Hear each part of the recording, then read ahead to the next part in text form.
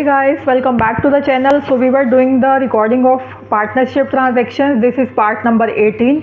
So when appropriations are more than profit, जब हमारी appropriations ज़्यादा है प्रॉफिट से, यानी कि जो आपने IOC देना है, पार्टनर को सैलरी देनी है, कमीशन देना है, अगर वो एक्सेस है, अगर वो बिगर है देन प्रॉफिट, तो क्या करेंगे, राइट?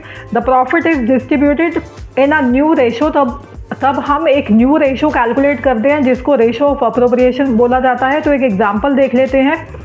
ए और बी जो है वो दो पार्टनर्स हैं, उनका पीएस इज़ 2:1, कैपिटल्स हैं उनकी 12 लाख ए की, और बी वर्किंग जो पार्टनर है नो कैपिटल।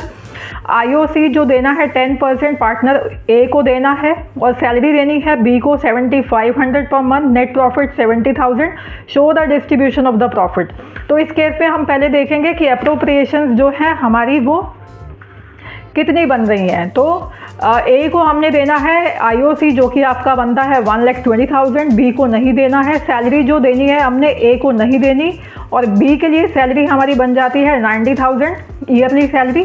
तो अब देख लेते हैं total appropriations. Total appropriations 1,20,000 plus 90,000, that is 2,10,000। But our profit is 70,000 only, so our profit is less than the appropriations. In this case a new ratio is to be calculated here. A और B को हमने कितना कितना देना है, 1,20,000 and 90,000, और उनका new PSR हमने कैलकुलेट कर लिया, दैट इज़ 4:3। तो डिस्ट्रीब्यूशन करेंगे हम 70,000 का इन 4:3 की रेशो में। सो 70,000 into 4/7 40,000, and 70,000 into 3/7 that is 30,000।